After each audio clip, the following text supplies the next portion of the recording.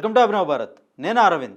ఆంధ్రప్రదేశ్ రాజధాని అయినటువంటి అమరావతి ఒక మున్సిపాలిటీ స్థాయిలోనే ఉంటుందని చెప్పేసి విపక్షాలు ఆరోపిస్తున్నాయి. అయితే ఈ ఆరోపణలకు చెక్ పెట్టడానికే కూటమి ప్రభుత్వం అమరావతిని మెట్రోపాలిటన్ సిటీగా అభివృద్ధి చేయడానికి ప్రత్యేక చట్టాలకు అడుగులు వేస్తుంది. అయితే ఒక సిటీ మెట్రోపాలిటన్ సిటీ కావాలి అంటే ఏం చేయాలి? అదేవిధంగా ఒక మెట్రోపాలిటన్ సిటీ కావడానికి అర్హతలేంటి? ఒక సిటీ మెట్రోపాలిటన్ సిటీగా అయితే అడ్వాంటేజెస్ ఏముంటాయి అనేటువంటిది ఈ వీడియో ద్వారా తెలుసుకునే ప్రయత్నం చేద్దాం. ఒక సిటీ మెట్రోపాలిటన్ కావాలి అంటే జనాభా సుమారు 10 లక్షలు లేదా అంతకంటే ఎక్కువ ఉండాలి. 1 లేదా అంతకంటే ఎక్కువ జిల్లాల్లో వ్యాపించి ఉండాలి. 2 లేదా అంతకంటే ఎక్కువ మున్సిపాలిటీలు లేదా పంచాయతీలతో అనుసంధానమై ఉండాలి. మరియు గవర్నర్ ప్రకటన ద్వారా ధృవీకరించబడాలి. ఇవి మెట్రోపాలిటన్ సిటీకి కావాల్సిన అర్హతలు. అయితే రాజధాని అమరావతి నగరం పీపీపీ దిశగా అడుగులు వేస్తుంది. స్వయం ప్రతిపత్తి కల్పించే దిశగా నిబంధనలు రూపొందిస్తున్నారు. పరిపాలనకు వీలుగా రూపొందించే నిబంధనలు ప్రపంచ బ్యాంక్, ఆసియా డెవలప్మెంట్ బ్యాంక్ నియమించిన సంస్థలు లేదా వ్యక్తుల అనుమతి, పర్యవేక్షణ తప్పనిసరి చేశారు. అదే మనం చూసుకుంటే అమరావతిని ఎందుకు మెట్రోపాలిటన్ సిటీ చేయాలని ఆలోచిస్తే రాజధాని అమరావతి నగరం పీపీపీ దిశగా అడుగులు వేస్తుంది. స్వయం ప్రతిపత్తి కలిగించే దిశగా నిబంధనలు రూపొందిస్తున్నారు. పరిపాలనకు వీలుగా రూపొందించే నిబంధనలు ప్రపంచ బ్యాంక్, ఆసియా డెవలప్మెంట్ బ్యాంక్ నియమించిన సంస్థలు లేదా వ్యక్తుల అనుమతి, పర్యవేక్షణ తప్పనిసరి చేశారు. మరో నెల రోజుల్లో విధి విధానాలు ఖరారయ్యే అవకాశం ఉంది. అయితే అమరావతిని ఎందుకు మెట్రోపాలిటన్ సిటీగా చేయాలి అని ఆలోచిస్తున్నారంటే ప్రభుత్వం ఏదైతే కూటమి ప్రభుత్వం అధికారంలోకి వచ్చిన తర్వాత మనకు తెలిసిందే అమరావతి పైన ఎక్కువ దృష్టి పెట్టింది. అయితే ఏదైతే అమరావతి ఉందో అక్కడ ఔటర్ రింగ్ రోడ్డుని చూసుకుంటే ఏదైతే ఆల్రెడీ మెట్రోపాలిటన్ సిటీగా ఉన్నటువంటి హైదరాబాద్ ఔటర్ రింగ్ రోడ్తో కంపేర్ చేస్తే అమరావతిలో నిర్మించబోతున్నటువంటి ఔటర్ రింగ్ రోడ్ కూడా సుమారు 189 కిలోమీటర్లతో అక్కడ ఔటర్ రింగ్ రోడ్ను నిర్మించబోతున్నారు. అదేవిధంగా ఇన్నర్ రింగ్ రోడ్ దాదాపుగా 4 జిల్లాలను కలిపే విధంగా ఇన్నర్ రింగ్ రోడ్ ప్రణాళిక చేస్తున్నారు. అదేవిధంగా చూసుకుంటే అమరావతిని సుమారు 9 జోన్లుగా విభజించి అక్కడ 9 థీమ్ సిటీస్ను ఒకే చోట ఉండే విధంగా ప్రణాళిక చేశారు. అయితే అక్కడ చూసుకుంటే మనం ఎడ్యుకేషన్ సిటీ, జస్టిస్ సిటీ, అదేవిధంగా టూరిజం సిటీ, గవర్నమెంట్ సిటీ అనే విధంగా ఇలా 9 జోన్లను, ఫైనాన్షియల్ సిటీ అనేసి ఇలా 9 జోన్లను అయితే అక్కడ నిర్మించబోతున్నారు.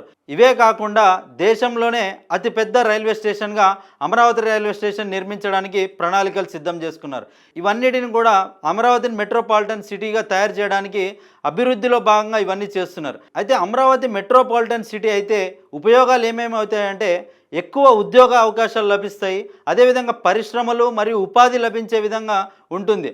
ఒక సిటీ కూడా అభివృద్ధి చెందుతుంది. అంటే మెట్రో కానీ లేకుంటే ట్రాన్స్పోర్ట్ కానీ రవాణా సౌకర్యాలు కూడా సులభంగా ఉంటాయి.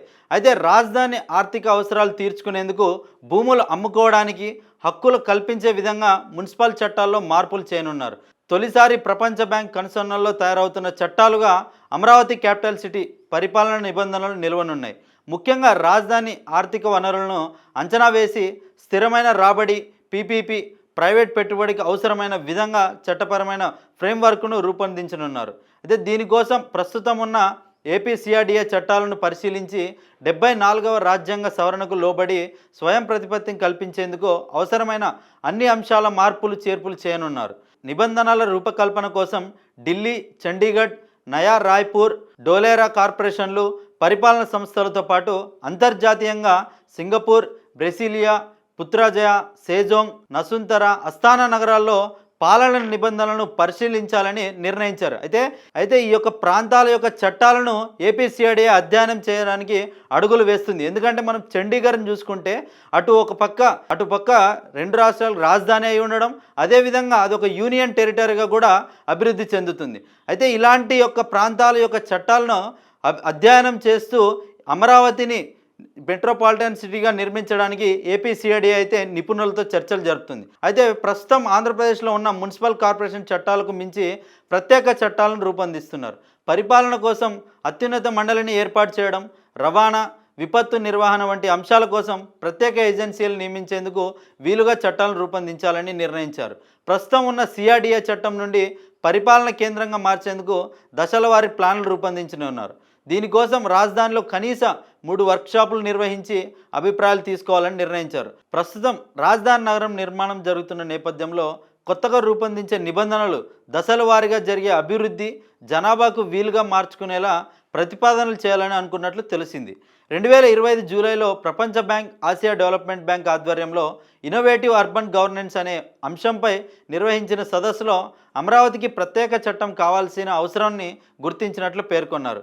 ఈ సెమినార్లో ప్రభుత్వం నుండి అమరావతికి ఆర్థిక మద్దతు ఇవ్వడం, స్వయం ప్రతిపత్తి కల్పించడం, భూముల ఆర్థిక వనరులుగా మార్చుకోవడంపై దృష్టి సారించాలని సూచించారు. వీటిలో ముఖ్యంగా రాష్ట్ర ప్రభుత్వం రాజధాని అమరావతి మధ్య ఆర్థిక పంపిణీ జరిగేలా చట్టాన్ని రూపొందించనున్నారు. ఎందుకంటే ఒక ప్రాంతం మెట్రోపాలిటన్ సిటీగా ఉంటే అక్కడ జాతీయ అంతర్జాతీయ సంస్థలు కూడా అక్కడ పెట్టుబడులు పెట్టడానికి ఆకర్షణ చేస్తుంది. అదేవిధంగా అక్కడ ఎక్కువ ఉపాధి కూడా లభిస్తూ ఉంటుంది. అదేవిధంగా రవాణాకు కూడా కనెక్టివిటీ దొరుకుతుంది. అయితే అమరావతిని మనం చూసుకుంటే ప్రత్యేకంగా అనేకమైనటువంటి అభివృద్ధి పనులు అక్కడ చేస్తున్నారు. క్వాంటమ్ వ్యాలీ కానీ, లేకుంటే ఔటర్ రింగ్ రోడ్ కానీ, ఇన్నర్ రింగ్ రోడ్ కానీ, ఆ దేశంలో అతిపెద్ద రైల్వే స్టేషన్ కానీ, వీటన్నిటిని కూడా ఒకే చోట కేంద్రీకృతం అవ్వడం మెట్రోపాలిటన్ సిటీకి కొంచెం అనుగుణంగా కనిపిస్తున్నాయి. అదేవిధంగా చూసుకుంటే అయితే ఇక్కడ చాలామందికి డౌట్ వస్తుంటూ ఉంటుంది. ఎందుకంటే అమరావతిలో అంత జనాభా లేరు కదా, ఎలా దీన్ని మెట్రోపాలిటన్ సిటీగా చేస్తారు అంటే, అమరావతిలో అంత జనాభా లేనందువల్ల చుట్టూ ఉన్నటువంటి విజయవాడ మున్సిపల్ కార్పొరేషన్ కానీ, గుంటూరు మున్సిపల్ కార్పొరేషన్ కానీ, తెనాలి మున్సిపల్ కార్పొరేషన్ కూడా వీటన్నిటిని కలుపుకొని అమరావతిని మెట్రోపాలిటన్ సిటీగా నిర్మించడానికి అధ్యయనాలు చేస్తున్నారు. అయితే ఇక్కడ చూసుకుంటే భవిష్యత్తు అయితే అమరావతి అంత జనాభా కలిగి లేనందువలన ఇప్పుడు చేయబోయేటువంటి చట్టాలు భవిష్యత్తులో పెరిగేటువంటి జనాభాకు అనుగుణంగా ఈ చట్టాలను రూపొందించడానికి అధ్యయనం చేస్తున్నారు. Thank you.